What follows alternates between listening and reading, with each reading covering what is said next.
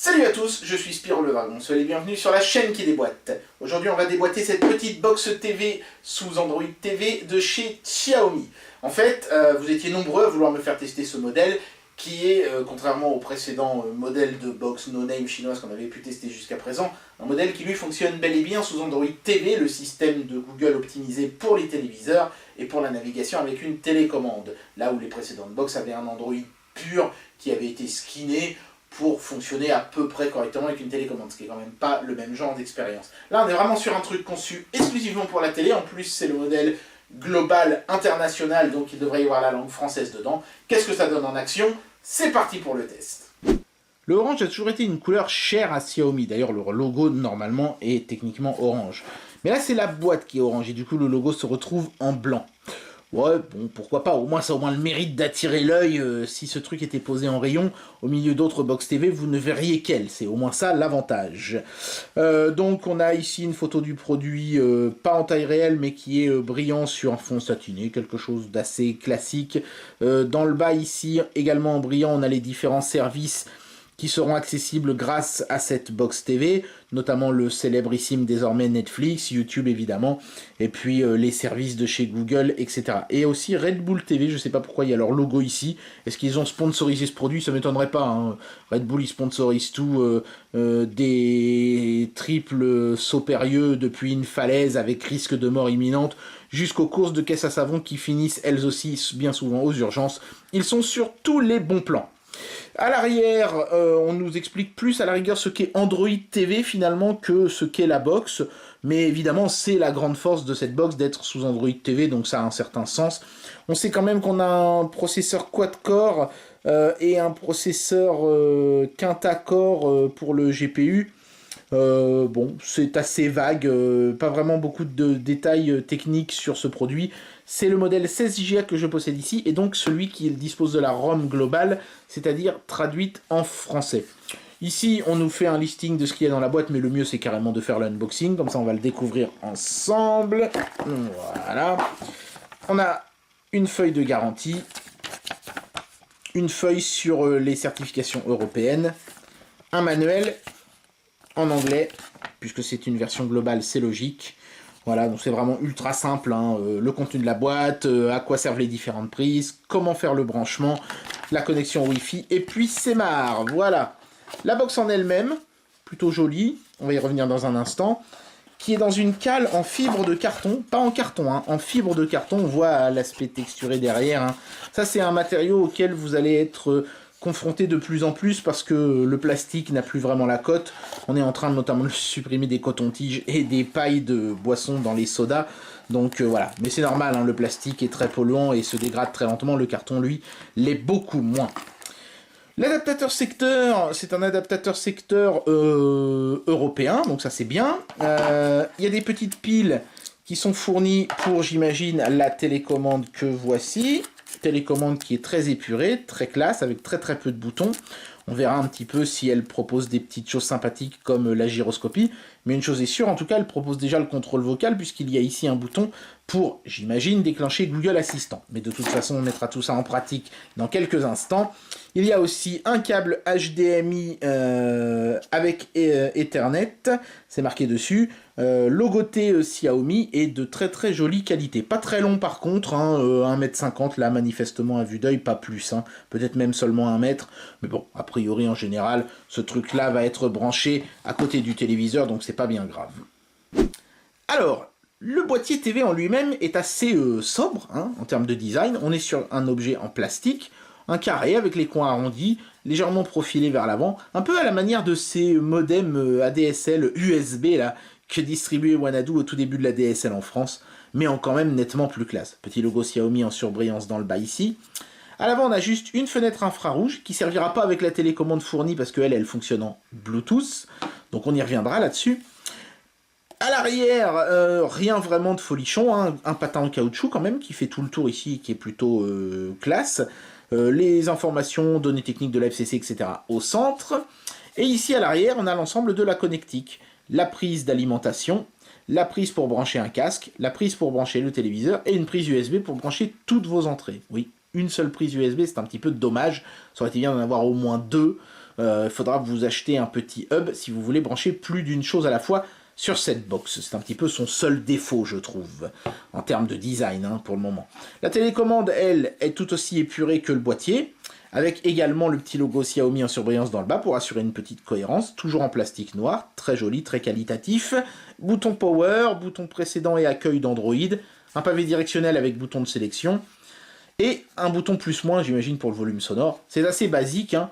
La seule chose qui est un petit peu plus sophistiqué que le reste, c'est ce bouton de commande vocale qui fonctionnera conjointement avec le petit micro qui se trouve ici dans le haut, dans lequel on parle lorsqu'on veut envoyer une commande vocale. Bien voilà, soyez les bienvenus sur l'interface de Android TV, une interface qui est donc presque exclusivement tournée autour de la commande vocale, puisque vous la voyez tout en haut de l'écran ici, rechercher des films, des émissions télévisées et bien plus. On voit l'heure et en dessous un nuage triste qui me dit que j'ai désactivé les recommandations. Pourquoi j'ai fait ça? Parce que grosso modo ça vous incite à acheter des films et de la musique, et je déteste avoir de la pub qui s'affiche sur mes appareils, moi personnellement. Juste en dessous, on a les applications qui ont été préinstallées par Xiaomi, donc ça vous ne l'aurez que sur la box de chez Xiaomi, donc Netflix et Red Bull TV, des applications qui sont désinstallables, donc cette rubrique disparaîtra si vous effacez les deux applis qui se trouvent dedans, et enfin les applis qui elles sont créées par Android TV, à savoir jeux, applications, et puis on peut en créer deux autres, films et musique.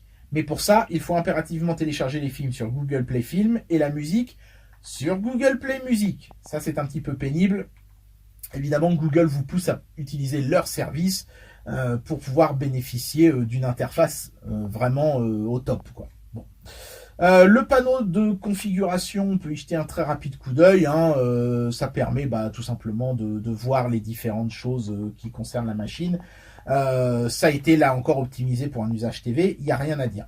Vous remarquerez que j'ai relativement peu d'applications installées sur la box.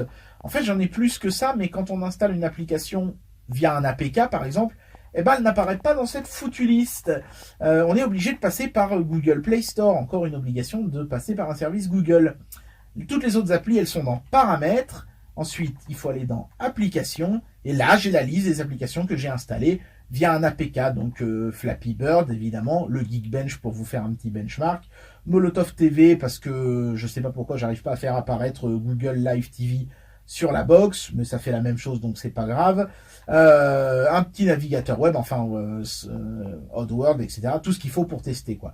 Certaines de ces applis vont apparaître parce que je les ai téléchargées via le store, mais certaines autres, comme ces deux-là par exemple, eh ben, je suis obligé à chaque fois de faire ça et d'aller faire ouvrir pour pouvoir lancer l'application. Ce qui est quand même un petit peu lourdingue. Alors le benchmark justement affiche des résultats plutôt satisfaisants, hein, 700 à peu près en single core et 2000 en multicore, ce qui correspond pour du single core, vous voyez on est quand même dans le haut du panier, mais attention, hein, j'utilise Geekbench 3, donc un benchmark assez ancien. On est au-dessus d'un Galaxy S4 et d'un Motorola Moto X, respectivement Snapdragon 600 et S4 Pro, donc c'est franchement plutôt pas mal pour une TV Box, hein, j'entends, hein, parce que les usages seront beaucoup plus restreints de toute manière qu'avec un smartphone ou une tablette. En multicore, c'est à peu près dans les mêmes eaux, hein, on est toujours au-dessus du Galaxy S4, donc toujours au-dessus d'un Snapdragon 600, mais évidemment on est très loin derrière un Snapdragon 800. Mais bon, a priori, on devrait être quand même pas mal, puisque ça devrait suffire pour décoder au moins, je pense, de la 4K en 30 fps. Mais vous savez quoi, plutôt que de le dire, on va le faire, comme ça on va tout de suite voir si ça marche ou pas. Voilà, donc les trois vidéos que vous voyez devant vous sont respectivement du 1080p en 60 fps, de la 4K en 30 fps et de la 4K en 60 fps. On va commencer par le 1080p en 60 fps pour voir si c'est bien fluide et que on a du 60 fps bien constant. C'est parti.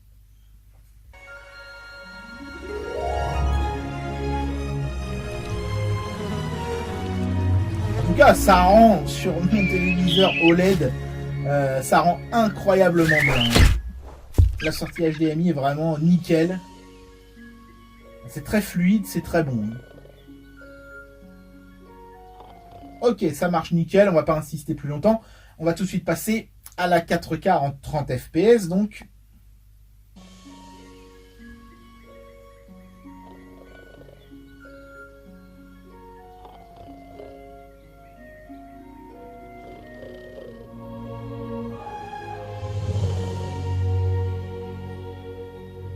Là encore, le résultat est vraiment nickel, hein.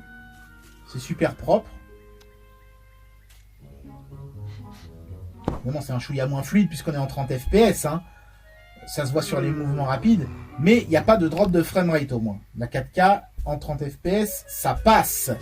Et je crois bien que c'est la première fois sur une box TV Android que ça marche. Preuve, s'il en fallait une, que Android TV est mieux adapté que Android tout court parce qu'il est plus léger et donc moins gourmand en ressources, ce qui permet de continuer à profiter de vidéos bien fluides, même si je pense que là, avec la 4K 60 fps, on va certainement se prendre les pieds dans le tapis, mais on va voir.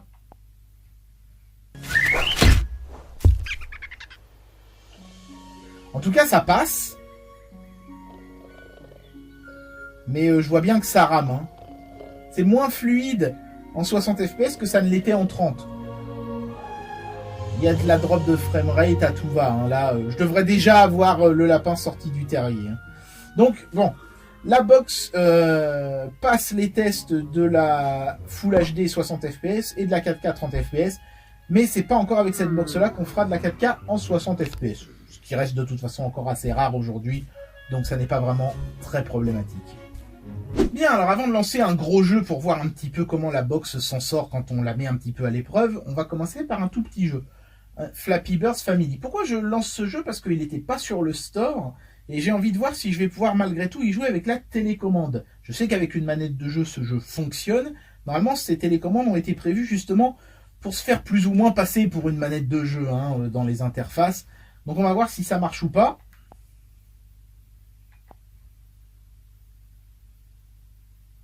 Angry Birds Family, c'est un Angry Birds qui a Flappy Birds. C'est un Flappy Bird qui a l'avantage de se jouer en mode paysage. Donc ça permet sur une télé de ne pas avoir des bandes énormes de chaque côté. Hop, c'est parti. Donc là, je suis sur la télécommande fournie avec la box. Et ça marche, hein, quand j'appuie sur n'importe quel bouton d'ailleurs, pas seulement sur le bouton central. L'oiseau bat de l'aile et se plante misérablement dans un tuyau. Je déteste ce jeu. Je ne sais même pas pourquoi je joue à ça. Ça va m'énerver, donc on va tout de suite passer à un jeu bien balèze pour voir un petit peu comment s'en sort la box.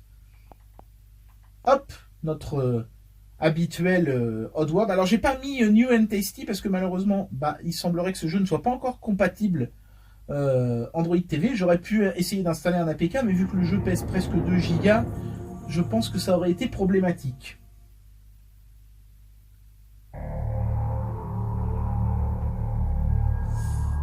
Alors là, il faut que j'allume ma manette de jeu parce que ça ne marche pas avec la télécommande. Voilà, là c'est bon. Donc là, je joue avec la manette de jeu de chez Xiaomi, hein. Comme ça, je suis sûr que s'il y a un problème, Xiaomi ne pourra pas dire que c'est la faute de la manette, c'est la leur.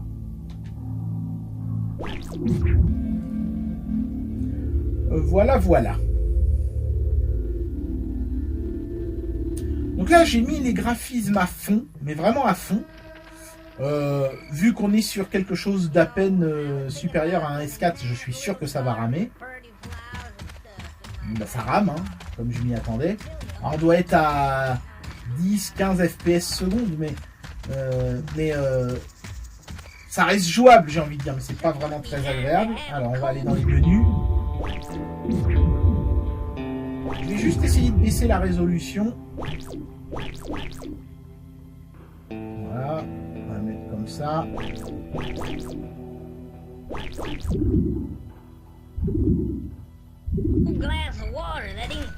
Et là, c'est déjà beaucoup mieux, hein. C'est pas encore parfait. Là, je dois être pas loin des 30 FPS. Donc, je suis encore loin des 60.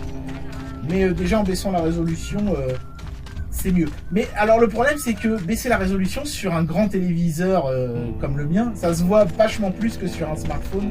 Donc, c'est un petit peu plus gênant. C'est pour ça que, bon, ces box sont sympathiques, hein, au demeurant. Mais pour jouer à des jeux balèzes, ça remplacera pas une bonne console de jeu de sitôt, hein, faut pas se leurrer. Pour les émulateurs, ça peut être très cool, ça c'est sûr. Mais pour des jeux comme ça, très demandeurs, privilégiez-vous une bonne petite console quand même. Hein. Même si ça reste quand même faisable, la preuve. Bon, eh bien voilà, une fois n'est pas coutume, on va se quitter, non pas en agitant frénétiquement les mains devant un produit, mais en admirant un contenu de très grande qualité. Euh, Bref. Alors, qu'est-ce que je peux dire sur ce produit? Quel est mon ressenti global? Quelle note je donnerais à cette Box TV? Évidemment, parler de cette Box TV, c'est aussi parler de Android TV, que je découvre hein, moi en même temps que ce produit, et qui est finalement un OS très allégé, ce qui peut sembler être un petit peu frustrant au départ, mais ce qui se révèle être une bonne idée, puisque on l'a vu, hein, ça permet de gagner un petit peu en perf, notamment dans la lecture vidéo, et de pouvoir lire des choses que certaines box TV sous Android pur n'arrivaient pas à lire. Donc ça, c'est une bonne chose globalement. Euh, En termes de qualité du produit en lui-même, il y a eu des petites choses que j'ai remarquées à l'usage. Par exemple, je vous avais dit qu'il y avait un port infrarouge à l'avant de la box. En fait, non. Derrière la petite fenêtre à l'avant de la box, ce sont simplement des diodes de fonctionnement. La télécommande, elle est Bluetooth. Et si vous essayez de contrôler la box avec, par exemple, un smartphone, eh bien, ça se fera soit en Wi-Fi, soit en Bluetooth, mais pas en infrarouge. Voilà, après, c'est tout. Hein. J'ai pas vraiment rencontré de problème à l'usage. Les problèmes que j'ai eus sont plus liés finalement à Android TV, qui vraiment incite les gens à passer par les services Google. C'est un petit peu pénible, que ce soit pour les applis ou pour le contenu multimédia. Mais la box en elle-même est de bonne qualité, elle est simple. On regrettera évidemment encore une fois qu'il n'y ait pas plus de prises USB et qu'il n'y ait pas non plus d'Ethernet. D'autant plus que le Wi-Fi sur cette box, il est un petit peu capricieux. Je ne suis à peine qu'à 15 mètres de ma box et il y a des moments où ça ne coupe pas mais ça ralentit quoi. Je vois bien que je capte pas à fond. Hein. Si on revient sur le menu d'accueil et qu'on descend tout en bas, vous voyez que ma Freebox, là l'éventail n'est pas au maximum alors que ma box elle est même pas à 15 mètres, elle est vraiment tout près. N'importe quel autre appareil ici dans cette pièce affiche le Wi-Fi à fond. Et là, vous voyez, ça vient de baisser, je suis plus qu'à la moitié. Voilà, vous voyez, ça monte, ça descend. C'est pas super stable. Ça aurait pas été dramatique s'il y avait eu une prise Ethernet, mais là, il y en a pas. Donc, il faut donner une note à ce produit, et ben, je vais lui donner la note de 4. Je vais enlever une demi-étoile pour ces histoires d'être obligé de passer par Google, même si là, c'est plus la faute de Google que de Xiaomi. Mais voilà, ils ont choisi un système Google, donc je suis quand même bien obligé d'en tenir compte. Et puis, un autre demi-étoile pour justement ce manque de connectique, qui est quand même assez frustrant et assez limitatif, et qui va vous obliger à acheter tout un tas de petits adaptateurs. Donc voilà. Ça reste quand même un excellent produit qui fait tourner des choses vraiment fluides, notamment la 4K 30 fps, et ça c'est vraiment cool. Mais il y a des petites choses à améliorer pour vraiment mériter une note parfaite. Excellent produit quand même, mais peut mieux faire. 4 étoiles, ça me paraît être la note la plus honnête que mérite ce produit. Et bien voilà, c'était le test de cette box TV de chez Xiaomi. Une box TV qui, comme les autres d'ailleurs, aura le mérite de nous permettre de nous épargner les programmes de télé atrocement nuls à chier de la TNT. J'espère que cette vidéo vous aura plu et moi je vous dis à très bientôt pour un prochain test. Allez, tchuss!